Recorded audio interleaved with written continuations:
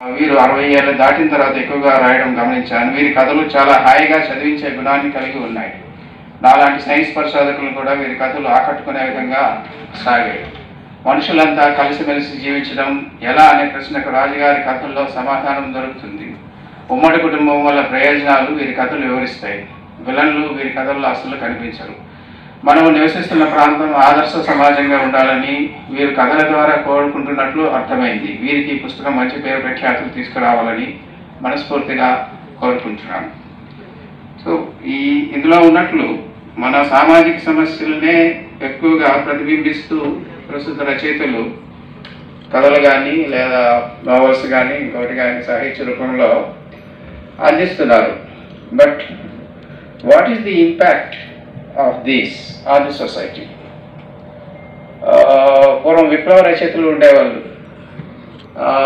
Especially youth ఎక్కువ motivate అవుతూ మనం వాళ్ళంతా స్వతంత్ర సమరంలో అంతా పాల్గొనడం అవన్నీ మనం విన్నాము, చూసాము. Of course they are doing their duty.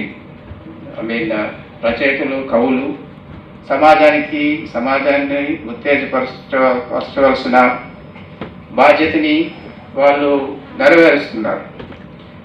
But what I feel is still there is not much impact on the society. ఆ సామాజిక రుగ్మతలు అలాగే కొనసాగుతూ ఉన్నాయి. ఏదో మనం చదువుకున్న వాళ్ళం చదువుకుంటాము, ఓకే బాగుంది అంతా అని అనుకుంటున్నాం తప్ప ఫైనల్గా దాని ఇంపాక్ట్ అనేది it's not realized in the society. Of course, there are various reasons for that. So anyway, I'm not going to the details of all these things. So, Mana University Senate Hall వేదికగా ఈ కథా సంపుటిని ఆవిష్కరించుటకు మన ప్రముఖులు Shri K S Srinivasaraju గారు అందరూ విచ్చేయడం నిజంగా చాలా ఆనందంగా ఉంది. అండ్ నాకు ఈ అవకాశం ఇచ్చిన ఆర్గనైజర్స్గా థ్యాంక్ యూ వెరీ మచ్. మనిషి డబ్బు చుట్టూనే తిరుగుతున్నాడు, మనిషిని డబ్బు ఆడిస్తూ ఉంది అనేటువంటిది రాజుగారు ఆ కథలో చెప్పినటువంటి అంశం. అప్పటిదాకా ప్రజాసేవ చేసినటువంటి ఒక డాక్టరు డబ్బు లేక మరణిస్తే ఈ సమాజం ఎలా చూస్తుంది అనేటువంటిది సారు చక్కగా పసిగట్టాడు ఆ కథలో ఉన్నటువంటి అంశాన్ని. వెంటనే ఈ సభకు మాకు పిలిచిన వెంటనే వచ్చినటువంటి తమ క్లుప్తంగా మంచి సందేశాన్ని అందించినటువంటి వీసీ గారికి ప్రత్యేకంగా సభ పక్షాన్ని ధన్యవాదాలు తెలియజేసుకుంటూ ఇప్పుడు పుస్తకాన్ని ఆవిష్కరించవలసిందిగా మన ప్రత్యేక అతిథి హైదరాబాద్ నుంచి ఇష్టంగా వచ్చినటువంటి కెఎస్ శ్రీనివాసరావు గారిని సాదరంగా ఆహ్వానిస్తున్నాం. ఈ పుస్తక తొలి ప్రతిని మన హిస్టరీ యూనివర్సిటీలో రిటైర్ అయినటువంటి షణ్ముగం సార్ ఉన్నాడు. తెలుగు సెక్షన్కి మనం వెళ్ళామంటే పుస్తకం పేరు చెప్తే చాలు 6వ ర్యాక్లో 3వ అరలో 4వ పుస్తకం అది తీసుకో అంటాడు. అది షణ్ముగం గారి యొక్క శక్తి.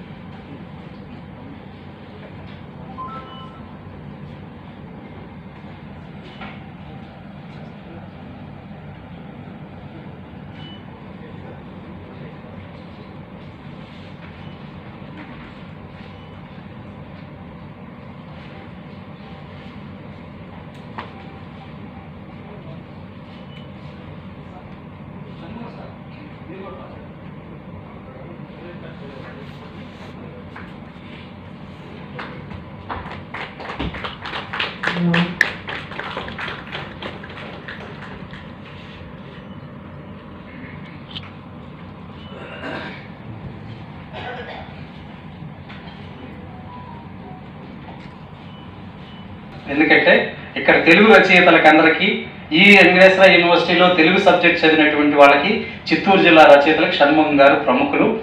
ఈ మొదటి ప్రతిని మామూలుగా పులికెంటి కృష్ణారెడ్డి గారు జక్కదన ఆ ప్రాంతానికి సంబంధించినటువంటి వ్యక్తి ఇవ్వాలనుకున్నారు, వారికి ఏదో అంకితం ఇచ్చినట్టున్నారు. ఆ ప్రాంతానికి సంబంధించినటువంటి వారు పులికెంటి గారికి బాగా ఆత్మీయులు మరియు కృష్ణస్వామిరాజు మన కెఎస్ శ్రీనివాసరాజు గారు ఈనాటి ప్రత్యేక అతిథి, పుస్తక ఆవిష్కర్త. వారు అది వరకు రాజుగారి కథలు పుత్తూరులో ఆవిష్కరణ జరిగినప్పుడు వచ్చున్నారు. ఈరోజు మన శ్రీ వెంకటేశ్వర విశ్వవిద్యాలయంలో జరిగేటువంటి కార్యక్రమానికి వారు వెంటనే రావడం, వారిని సందేశం ఇవ్వాల్సిందిగా సాదరంగా ఆహ్వానిస్తున్నాం.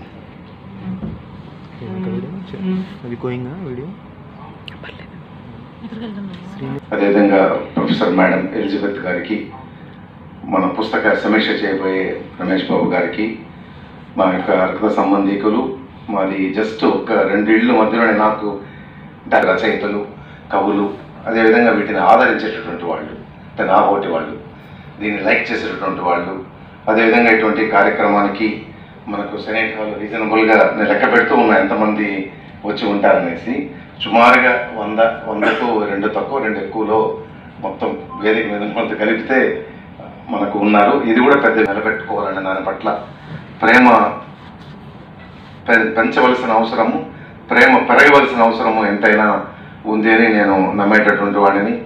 నేను మీ అందరికీ తెలుసు, ఇక్కడ పనిచేసిన తర్వాత తెలంగాణలో పనిచేస్తూ తిరిగి ఇక్కడికి వచ్చి తర్వాత నేను వాళ్ళని మళ్ళీ తిరుమల తిరుపతి దేవస్థానంలో పనిచేయలేకపోవడంతో నేను ఇంకా 1 ఇయర్ ముందుగా పదవి విరమణ చేసేసాను. తర్వాత తెలంగాణకి వెళ్ళిన తర్వాత అక్కడ రాష్ట్ర ప్రభుత్వ సలహాదారుగా నియమింపబడ్డాను. కానీ నా 30.5 సంవత్సరాల ఉద్యోగ జీవితంలో, అంతకుముందు నా విద్యార్థి జీవితంలో ఈ సెనేట్ హాల్లోకి మేము పెద్దగా రాలేదు, కానీ ఈ బిల్డింగ్కి మేము ఓన్లీ గలాబాలకే వచ్చేవాళ్ళము. ఇక్కడ నేను ఇంజనీరింగ్ కాలేజీలో పెద్ద లీడర్గా ఉన్నాను నా విద్యార్థి దశలో. కాబట్టి ఈ యూనివర్సిటీ బిల్డింగ్తో యూనివర్సిటీ ఒక పేజీ 2 పేజీలు కూడా నేను రాయలేను. కాబట్టి ఇట్లా పుస్తకాలు రాసేటటువంటి కళలు భగవంతుడు ఇచ్చి వాటిని సానబట్టి ఈ విధంగా తమ యొక్క మేధో సంపత్తి ద్వారా, అనుభవం ద్వారా, మరి అదేవిధంగా వాళ్ళ గుండెలో ఉండే ఆర్ద్రత ద్వారా వాళ్ళు ఇట్లా పుస్తక రూపంలో, కథల రూపాలలో ఏ విధంగా నేను పద్యము, గద్యము, వచనము ఎట్లయినా కూడా అన్ని రూపాలలో రాసి ఇట్లా అందజేస్తుంటే చాలా గర్వపడవలసి ఉంటుంది. అలా చేస్తున్న అతను జస్ట్ మా యొక్క రక్త సంబంధికుడు, మా గ్రామము. ఆయన గ్రామంలో పుట్టి పెరిగి తిరుపతికి వచ్చాడు. గుర్తు చేస్తూనే ఒక అధికారిగా తెలంగాణ ప్రాంతంలో తెలుగు భాష వృద్ధికి ఎలా కృషి చేస్తున్నాననేటువంటి విషయాన్ని స్పృశిస్తూనే కథా రచయితతో తనకున్నటువంటి అనుబంధాన్ని తెలియజేసుకుంటూనే ఈ చిత్తూరు జిల్లా అంటే తనకు ఎంత ప్రాణమో చివరగా చెప్తూ ముగించాడు. దానికి కారణాన్ని కూడా చాలా తార్కికంగా, హేతుబద్ధంగా, వాస్తవంగా చెప్పేటువంటి ప్రయత్నంగా చెప్పారు. ఇక అలాగే వారు చెప్పేటువంటిది మొన్న చెప్పారు, రిజిస్ట్రార్ గారిని మాట్లాడాల్సిందిగా ఆహ్వానిస్తున్నాం.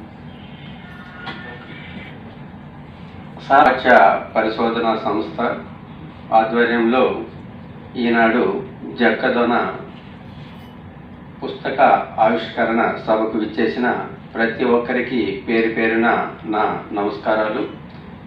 ఈనాటి సమావేశానికి ముఖ్య అతిథి ఆచార్య అప్పారావు గారు, ఈ కళాశాల పూర్వ విద్యార్థి, ఈ సమావేశానికి ప్రత్యేక అతిథి మరియు పుస్తకావిష్కరకర్త కెఎస్ శ్రీనివాసరాజు గారు, అదేవిధంగా ఈ సమావేశానికి విశిష్ట అతిథి డాక్టర్ ఎలిజబెత్ జయకుమారి గారు, తెలుగు అధ్యయన శాఖ, రాజధాని కాలేజ్ చెన్నై, పుస్తక సమీక్షకర్త జి రమేష్ బాబు గారు, పుస్తక రచయిత కృష్ణస్వామి రాజు గారు, సభాధ్యక్షులు పిసి వెంకటేశ్వర్లు గారు, ఈ సమావేశానికి ఎస్వి యూనివర్సిటీ తరఫున వేదిక మీద ఉన్న ప్రతి ఒక్కరిని ఆహ్వానం పలుకుతూ, మొట్టమొదటగా మన ఈ యూనివర్సిటీ 70 వసంతాలు పూర్తి చేసుకున్న సందర్భంగా ఈ మధ్య 2 నెలల కాలంలోనే మేము దాదాపు 5 ప్రోగ్రామ్స్ చేసుకున్నాం. తెలుగు భాషా దినం, అదేవిధంగా ఈ మధ్యలోనే యుద్ధనపూడి సులోచనారాణి వివేచనాలు, ఈ జక్కదన, ఆ మధ్యలో మన రాసాని గారు ఈ పొంగునూరులో ఒక కులం వారి యొక్క ఆచారాల గురించి కూడా ఒక బుక్ రిలీజ్ చేయడం జరిగింది.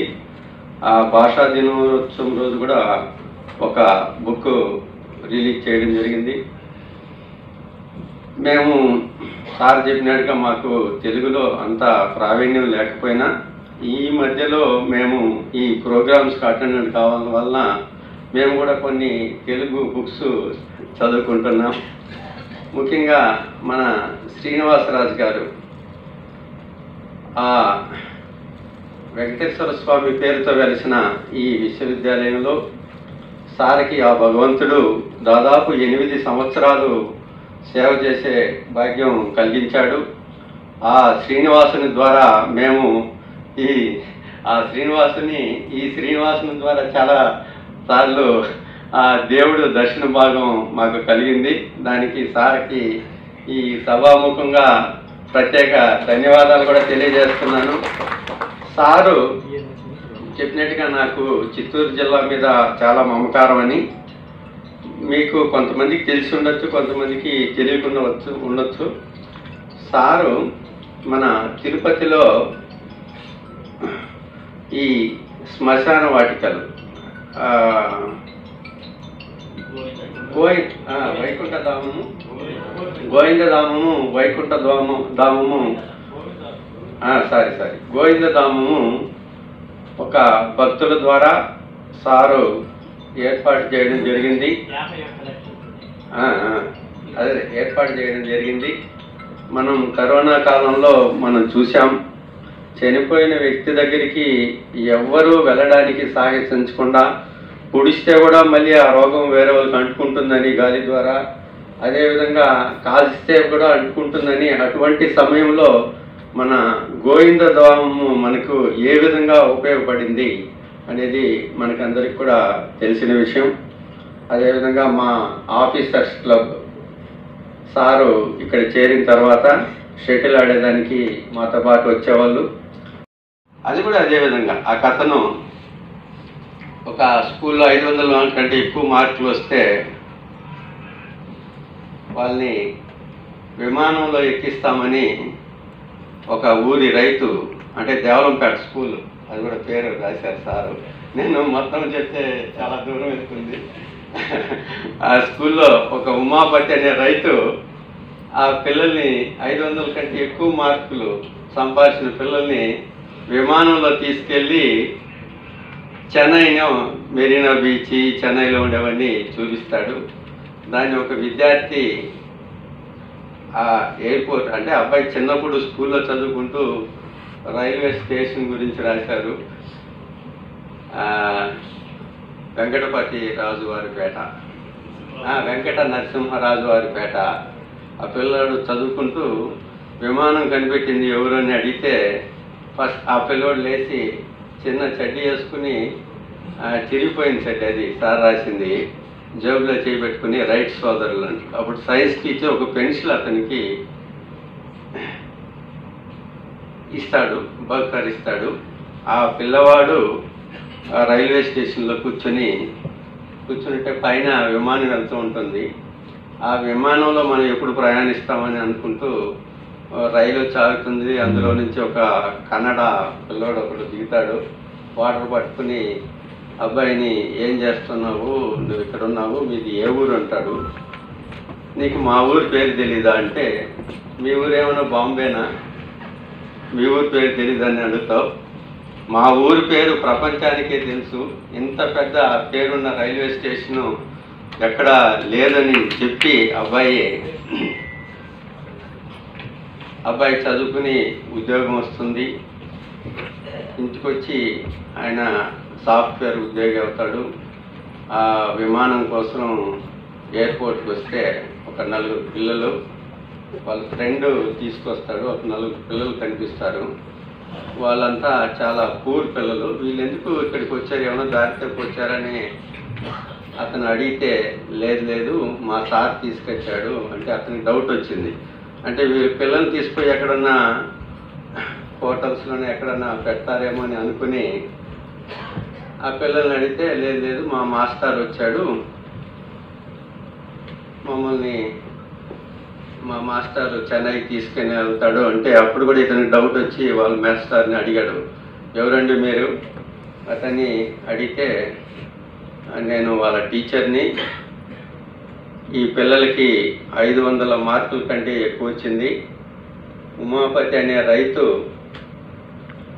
వీళ్ళని చెన్నైకి తీసుకుపోయేదానికి ఖర్చులంతా అతనే భరించాడు అట్లని చెప్తే,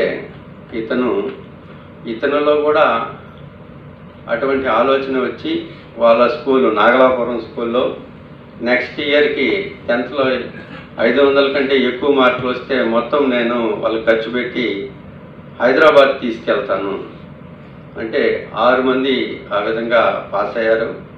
వాళ్ళని అతను హైదరాబాద్ తీసుకెళ్తాడు. ఇవన్నీ చూడండి, ఆ ఒక సంఘటన చూసి దానికి ప్రేరణ అయ్యి ఇంకొకరు కూడా ఇటువంటి కార్యక్రమాలు చేయడం అనేది మన కృష్ణస్వామి రాజు ద్వారా చాలామంది దీనికి ప్రేరేపితమయ్యి ఇటువంటి కార్యక్రమాలు ఎన్నో జరుగుతాయని ఆశిస్తూ ఆ భగవంతుడు కృష్ణస్వామి రాజు గారికి మంచి ఆరోగ్యం ఇచ్చి ఇటువంటి కథలు ఎన్నో రాయాలని కోరుకుంటూ ఈ అవకాశం కల్పించిన మన సభాధ్యక్షులు పిసి వెంకటేశ్వర్ గారికి నా ప్రత్యేక ధన్యవాదాలు.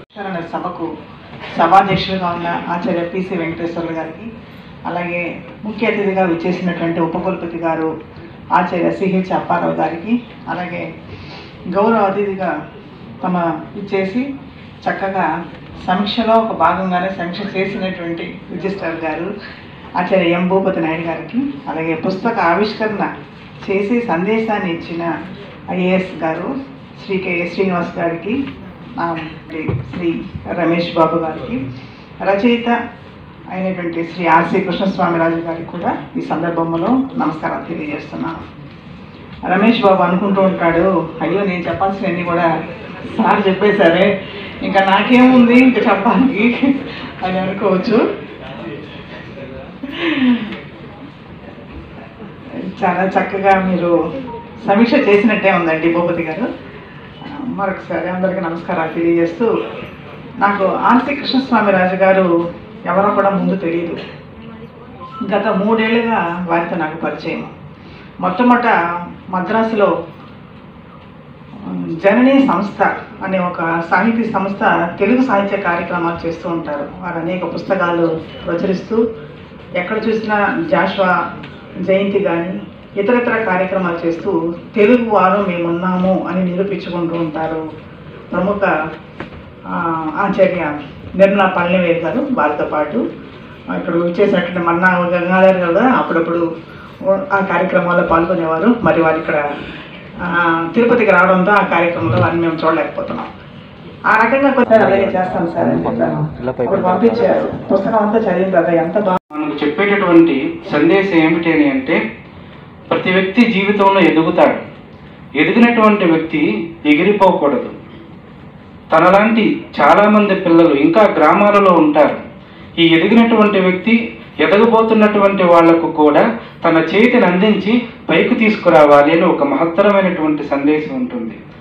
ఇందులో ఒక చిన్న పిల్లవాడు బీగాలు అంటే తాళాలు తయారు చేసుకునేటువంటి కుటుంబంలో పుట్టినటువంటి అభిమన్యం చిన్నప్పటి నుంచి వాడికి విమానంలో ఎదగాలని కోరిక ఉంటుంది. ఆ కోరిక వాడిని చదువుకోవాలనేటువంటి పట్టుదలగా వైపుగా నడిపిస్తూ ఉంటుంది. వాడు బీటెక్ చదివేస్తాడు. చదివిన తర్వాత హైదరాబాద్లో 25 లక్షల రూపాయలకి జీతం వచ్చేస్తుంది. ఆయన విమానంలో పోతూ ఉన్నప్పుడు ఒక దృశ్యం చూస్తాడు. కొంతమంది పిల్లలు చిరిగిపోయిన సరిగా జుట్టు అనేది లేకుండా సామాన్యమైనటువంటి బట్టలతో వాళ్ళు ఉన్నప్పుడు అక్కడికి వెళ్ళి చూస్తారు. ఎవరు బాబు మీరు, ఎందుకు వచ్చారు ఈ విమానాశ్రయంలో, మీకేం పని అని అంటే, మాది దగ్గర ఉన్నటువంటి ఒక పల్లెటూరు, మా హెచ్ఎం గారు మమ్మల్ని విమానంలో తీసుకువెళ్ళి మద్రాసు అంతా చూపించాలనుకున్నాడు అంటాడు. మీకు మద్రాసుకి ఏం పని అంటే వాళ్ళు చెప్తారు, మేము మా స్కూల్లో ఎక్కువ మార్కులు తెచ్చుకున్నాము, ఆ తెచ్చుకున్న దానికి ఒక బహుమతిగా మమ్మల్ని చెన్నై తీసుకువెళ్ళి ఆ ప్రదేశాన్ని అంతా చూపించాలి అని మా సార్ అనుకున్నారు అంటే ఈయన ఆశ్చర్యపోతాడు. హెచ్ఎంని అడుగుతాడనమాట. అప్పుడు ఆయన చెప్తాడు, మా ఊర్లో ఒక రైతు ఉన్నారు, ఆయన పేరు ఉమాపతి. ఆయన తనకు వచ్చే ఆదాయంలో కొంత భాగాన్ని ఈ ఊర్లో ఉండేటటువంటి విద్యార్థులందరికీ అభివృద్ధి చేయాలనే కాంక్షతో ప్రోత్సాహకంగా 500 మార్కులు దాటినటువంటి ప్రతి వ్యక్తిని ఈ విధంగా విమానం ఎక్కించి ఎగిరించాలి, వాళ్ళ మనసులో ఓ కొత్త ఆశలను చిగురింపజేయాలి, వాళ్ళ జీవితాన్ని ఇంకా వృద్ధి చేయాలి అని ఒక తలంపుతో ఇలా చేశారు అని అంటే వీడి మనసులో కూడా ఇప్పుడు ఒక తక్కువని బలుపు వెలుగుతుంది. నేను కూడా చిన్నప్పటి నుంచి విమానం ఎక్కాలని కోరుకున్నాను. మా ఊర్లో ఉన్న పిల్లలను కూడా ఎక్కించాలి, ఆ గ్రామం నుంచి ఈ ప్రపంచం వైపుగా వాళ్లకు తీసుకువచ్చి ఈ ప్రపంచాన్ని వాళ్లకు పరిచయం చేయాలి అని ఒక లక్ష్యంతో తన ఊరులో ఉన్నటువంటి స్కూళ్ళకు కూడా ఫోన్ చేసి ఆయన ఈ పిల్లలందరికీ చెప్తారు, ఎవరైతే బాగా చదువుకుంటారో చదువుకున్న వాళ్ళందరికీ నేను విమానం ఎక్కించే అవకాశాన్ని, హైదరాబాద్లో ఉండే ప్రతి కొండను చూపించే అవకాశాన్ని ఇస్తాను అని చెప్పండి అని.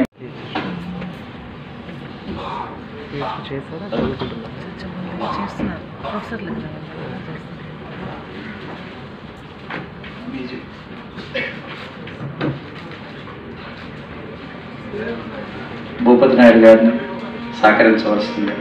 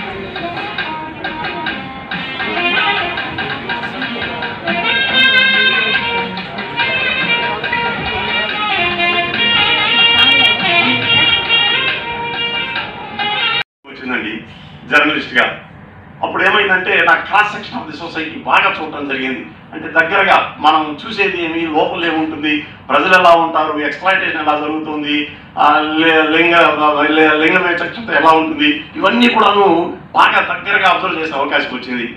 అలాగే వెంటనే నాకు ఎల్ఐసిలో రూరల్ ఏరియాకి, అంటే రూరల్ డెవలప్మెంట్ ఆఫీసర్ అంటారు, రూరల్ ఏరియాకి రైల్వే కోడ్ తాలూకాలో వేశారు. అక్కడ నేను ప్రతి పల్లెకు వెళ్ళడం జరిగింది. అప్పుడు అబ్జర్వ్ చేశానండి, సోషల్గా, కల్చరల్గా, పొలిటికల్గా, ఫైనాన్షియల్గా, జియోగ్రఫికల్గా ఒక హ్యూమన్ బీయింగ్ ఎలా ఎదుగుతాడు, ఎలా పతనం చెందుతాడు, అలాంటి విషయాలన్నీ కూడా నేను చక్కగా అబ్జర్వ్ చేసే అవకాశం దొరికింది. కానీ నా దురదృష్టవశాత్తు ఏమైందంటే నేను బ్లైండ్ అయిపోయాను. అంటే నాకు రెటీనా డిటాచ్మెంట్ అనే పెద్ద డిజార్డర్ వచ్చేసింది. దాంతో నేను సాహిత్యాన్ని పూర్తిగా పక్కన పెట్టేశాను. అప్పటి వరకు ఒక 15 కథలు, స్వాతి, జ్యోతి, ఇలాంటి చిన్న పెద్ద పత్రికలన్నింటిలోనూ 15 కథల దాకా పడ్డాయి. సరే ఇంకా మన వల్ల కాదు, మనం చదవలేము, రాయలేము అని చెప్పిన పుస్తకాలన్నీ అటకన పెట్టేశాను. ఒక 5 ఏళ్ల క్రితం ఇల్లు మారుతున్నప్పుడు మొత్తం పుస్తకాలన్నీ నేను ప్యాక్ చేసి కొత్త ఇంటికి తీసుకెళ్తున్నప్పుడు ఒక పుస్తకంలో ఒక చిన్న కథ కనపడింది. దాన్ని తీసి చేతులకు పంపిస్తే వాళ్ళు వారానికంతా ఫోన్ చేశారు, మేము వేస్తామని. అప్పుడు స్టార్ట్ అయింది మళ్ళా దురద, మళ్ళా పత్రికలో పడటం, వేణీలు వేయటంలాగా అలా గోగుతూనే ఉన్నాము. అలా ఈ 5 ఏళ్లలో 600 కథలు పబ్లిష్ అయ్యాయండి. మొన్న మేకల బండ పుస్తకం రిలీజ్ చేశాను. ఆ రిలీజ్ చేశాక ఒక ప్రసూతి వైరాగ్యం లాగా వచ్చింది. ఏమబ్బా యా నుంచి చేసేది మన వల్ల కాదులే ఇంకా అని చెప్పి నేను గమనుడిపోయాను. కానీ మిసిమే నాకు పత్రిక ఉంది. ఆ మిసిమే అనే పత్రిక మా లాంటి వాళ్ళకి అదొక అంటరాని పుస్తకం. అది చాలా అంటే లాంగ్వేజెస్ బాగా తెలిస్తే కానీ దాన్ని తాకలేరు. చాలా గొప్ప వాళ్ళు చదివేది, తెలుగు లిటరేచర్ చదివినటువంటి వాళ్ళు, పిహెచ్డీ చేసిన వాళ్ళు, ఎఫ్ఈ చేసిన వాళ్ళు మాత్రమే చదివే పుస్తకం కొన్ని దూరంగా ఉన్నవాడిని. ఆ పుస్తకంలో ఏమైందంటే నా రాజనాల బండ అనే పుస్తకం మీద ఒక 3 పేజీల సమీక్ష రాసేశారు. అరే మన దగ్గర ఏదో ఉందిరా, ఇది మనము ఏదో రాయిచ్చు అని అనుకున్నా, అయినా కూడా ధైర్యం చాలా. మళ్ళీ ఏమైందంటే మళ్ళీ ఒక 3 నెలల తర్వాత నా పుత్తూరు పిల్లగోడ మీద మళ్ళీ 3 పేజీల రాసిన డాక్టర్ హారిక చెరుకుపల్లి అని ఆమె రాశారు. అరే మనము వదలకూడదు, మళ్ళా మనం రాయవాలా అని చెప్పి అనుకున్నాను. కానీ మళ్ళా కొంచెం అటు ఇటుగా ఉండింది. ఒకరోజు ఈవినింగ్ మేకల పంట అనే నవల మీద ముప్పాల రంగనాయకమ్మ గారు ఫోన్ చేశారు. అదృష్టం ఏమంటే అసలు ఆమె అంత ఓపికగా దాని సంవత్సరం నేను అనుకోలేదు, ఏదో రొటీన్గా పంపించాను. అప్పుడు ఆమె బెడ్లో ఉన్నారు, ఆమె చదవలేరు, కంటి కూడా ఆపరేషన్ అయింది. వేరే పక్కన మిత్రుల ద్వారా చదివించుకుంటూ నా నవల గురించి మొత్తం చదివేశారు. ఆమె చదివేసి 20 నిమిషాలు మాట్లాడారండి. అంతవరకు నాతో మాట్లాడేది రంగనాయకమ్మని నా భార్యకి తెలీదు, నా కోడలికి తెలీదు. వాళ్ళు మామూలుగా ఏదో తెక్కవాడు ఏదో రాసుకుంటూ ఉంటాడు అని అనుకున్నారు. కానీ రంగనాయకమ్మ గారు ఫోన్ చేసి 20 నిమిషాలు రాజు గారిని ఓన్ పొగుడుతున్నారు, సన్నివేశాలు చెప్తున్నారు, సంభాషణలు చెప్తున్నారు, ఈ ప్రాంతీయుల గురించి చెప్తున్నారు, చాలా చక్కగా రాసేవయ్యా అని చెప్పేసి ఆమె ఫీడ్బ్యాక్ ఇస్తుంటే వీళ్ళంతా వీడియో ఆడియో రికార్డ్ చేశారు. చూడండి, అంటే అప్పుడు నాకేమనిపించిందంటే అరే మనం కూడా రాయగలము, మనం ఇంకా కొంచెం మన పుస్తకాలు తీసుకువెళ్ళాలి, ఇంతమందిని కదిలిస్తామంటే మన పుస్తకాలు వేయడం మానుకోకూడదనే ఉద్దేశంతోనే నేను ఈ చక్కదనం తీసుకొచ్చాను. ఇంకా 3 పుస్తకాలు పైప్ లైన్లో ఉన్నాయి. ఒకటి వచ్చి కుంటోళ్ళ కొట్టం, అది వచ్చి హాస్య నవల. కుంటోళ్ళ కొట్టం అంటే మా ఈశ్వరపురంలో కట్టుకట్టేటువంటి ప్రదేశాన్ని కుంటోళ్ళ కొట్టం అంటారు. దాని మీద ఒక పుస్తకం వస్తుంది. అలాగే ఆధ్యాత్మిక కథలు తమసోమ జ్యోతిర్గమయ అనేటువంటి ఆధ్యాత్మిక కథల సంపుటి వస్తుంది. ఇంకోటి వచ్చి హాస్య కథల సంపుటి మీది తెనాలి మాది తెనాలి అనేటువంటి హాస్య కథల సంపుటి వస్తుంది. సార్